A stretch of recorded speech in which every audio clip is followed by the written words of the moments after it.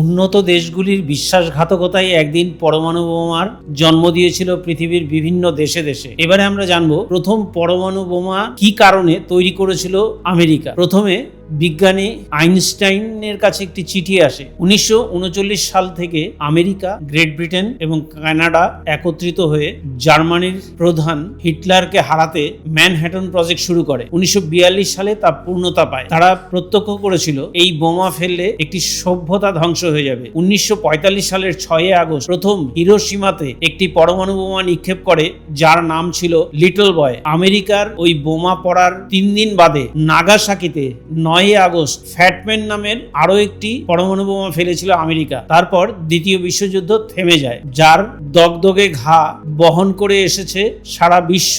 আসছে 6 আগস্ট পরমাণু বোমা ফেলার 81 বছর পূর্তিতে মানুষ আর এই বোমা চাইছে না। কিন্তু তা কি আর কখনো হয়? যখন আমেরিকা পরমাণু বোমা তৈরি করে ফেললো, ঠিক সেই সময় আমেরিকার ধারণা ছিল সোভিয়েত ইউনিয়ন এই বোমা তৈরি করতে আরো 10 বছর সময় নেবে। সোভিয়েত ইউনিয়ন তখন গোপনে গোয়েন্দা পাঠিয়ে দেয়। আমেরিকাও তখন গোয়েন্দাদের ভুল তথ্য দিতে শুরু করে, কিন্তু সোভিয়েত ইউনিয়ন দমেনি। 42 সালে আমেরিকার পরমাণু বোমা তৈরির পর 1949 সালে সোভিয়েত ইউনিয়ন প্রথম পরমাণু বোমার সফল পরীক্ষা চালায়। কিন্তু সেই সময় আমেরিকার চিরমিত্র গ্রেট ব্রিটেনকে প্রযুক্তি দিতে অস্বীকার করে আমেরিকা। কিন্তু গ্রেট ব্রিটেন তখন একলা চলরের নীতি গ্রহণ করে তারা পরমাণু বোমার প্রযুক্তিকে করায়ত্ত করতে দিন রাত শ্রম দিয়ে সফলতার শীর্ষে পৌঁছয়। সেই গ্রেট ব্রিটেন 1940 সালে গ্রেট ব্রিটেন এই প্রযুক্তি করায়ত্ত করতে তারা যাত্রা শুরু করলেও 1952 সালে অপারেশন হ্যারিকেন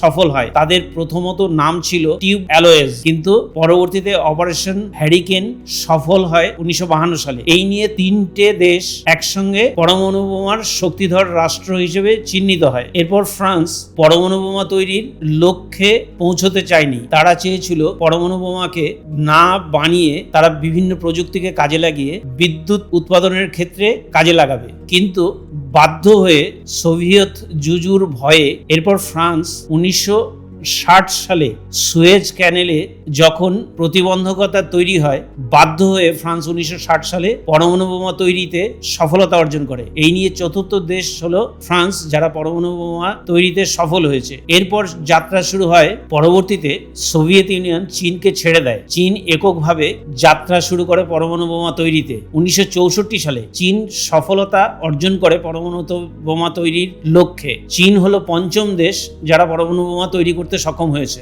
যদিও আজ পর্যন্ত ইসরায়েল কখনো বলেনি তাদের দেশ পরমাণু বোমা শক্তিধর হয়েছে, কিন্তু মোসাদ হলো ইসরায়েলের গুপ্তচর সংস্থা। তারা নারী শক্তিকে হানি ট্র্যাপ হিসেবে ব্যবহার করে তারা পরমাণু বোমার শক্তিকে করায়ত্ত করার চেষ্টা করে। 1967 সালে ইসরায়েল পরমাণু বোমার শক্তিধর রাষ্ট্র হিসেবে আত্মপ্রকাশ করে, যদিও আজ পর্যন্ত তারা ঘোষণা করেনি তারা আদৌ পরমাণু বোমা তৈরি করেছে কিনা এবং তাদের কাছে কটি পরমাণু বোমা রয়েছে। এরপর আসে ভারতের নাম। 1962 সালে ভারতকে চীন পর্যুদস্ত করে। চীনের ক্ষেত্রে হারার পর যখন 64 সালে চীন প্রথম পরমাণু বোমা শক্তিধর রাষ্ট্র হয়ে ওঠে, ভারত আর থেমে থাকেনি। ভারত পূর্ণ শক্তিতে পরমাণু বোমা তৈরিতে নেমে পড়ে। 1974 সালে রাজস্থানের পোখরানে প্রথম পরমাণু বোমা বিস্ফোরণ ঘটায় অটল বিহারী বাজপেয়ীর নেতৃত্বে। এরপর আমেরিকা সহ বেশ কিছু রাষ্ট্র ভারতের উপর নিষেধাজ্ঞা চাপানোর চেষ্টা করলেও তা সফল হয়নি। 1974 সালে ভারতের পর সোভিয়েত ইউনিয়নের ভয়ে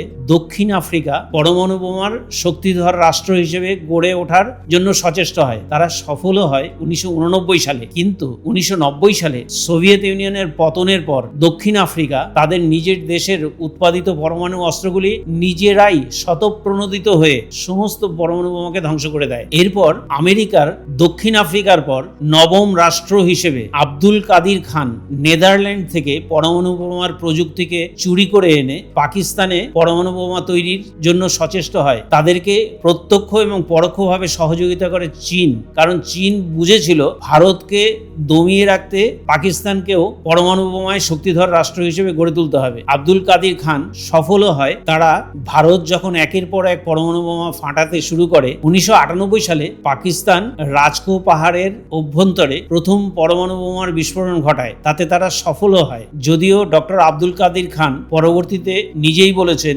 মুয়াম্মার গদ্দাফির লিবিয়া এবং ইরান সেই সঙ্গে উত্তর কোরিয়াকে তারা পরমাণু প্রযুক্তি বিক্রি করেছে। প্রথমত পাকিস্তানের কাছে পরমাণু প্রযুক্তি থাকলেও তাদের কাছে মিসাইল প্রযুক্তি ছিল না। পরমাণু প্রযুক্তি বিক্রি করে উত্তর কোরিয়ার কাছ থেকে নিয়ে এসেছে মিসাইল তৈরির সমস্ত প্রযুক্তি, তাতে লাভবান হয়েছে পাকিস্তান। কিন্তু উত্তর কোরিয়া পাকিস্তানের পর 2006 সালে প্রথম উত্তর কোরিয়া পরমাণু বোমা ফাটিয়ে শক্তিধর রাষ্ট্রে পরিণত হয়। এরপর শুরু হয় ইরানের জয়যাত্রা। ইরান যদিও পরমাণু শক্তিধর রাষ্ট্রের দৌড়গোড়ায় পৌঁছেছে, যে কারণে আমেরিকা এবং ইসরায়েল ইরানের উপর রক্তচক্ষু প্রদর্শন করে চলেছে, কিন্তু তারপরেও বলতে হয় ইরান যদি একাদশতম পরমাণু শক্তিধর রাষ্ট্র হিসেবে আত্মপ্রকাশ করে, সেই ক্ষেত্রে থেমে থাকবে না চিরপ্রতিদ্বন্দ্বী সৌদির যুবরাজ, তারাও পরমাণু বোমা তৈরিতে সচেষ্ট হবে। যদিও জাপান হিরোশিমা এবং নাগাসাকিকে উন্নত শহরে পরিণত করেছে, কিন্তু একটি বিষয় অতি অবশ্যই ভাবতে হবে যে